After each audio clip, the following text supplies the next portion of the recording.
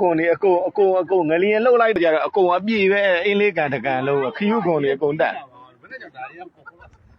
အေးအဲ့ဒါကြောင့်မို့ပြုတ်တွေထသွားတယ်လို့မင်းအကုန်လုံးခရုတွေမင်းအကုန်လုံးကိုပေါ်လာတာအင်းလေးကန်တပြင်လုံးဒီမှာကြည်စမ်းမောင်ရတာခနဲ့ဘယ်နေရရဲ့တို့တွင်းလို့ပြကွာတွင်းကြီးပြောပါလားဟဲ့ရိတ်ရိတ်ရမယ်ဟဲ့ဟိုကရေရရေတက်ပြီးတော့လာနေတဲ့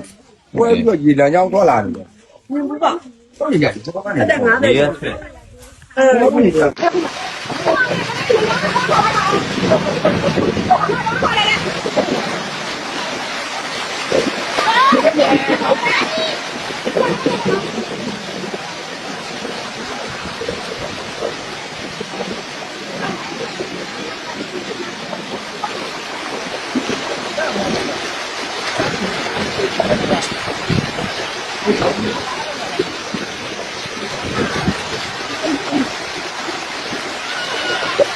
ရေကြီးတဲ့နေရေချန်ခွက်နော်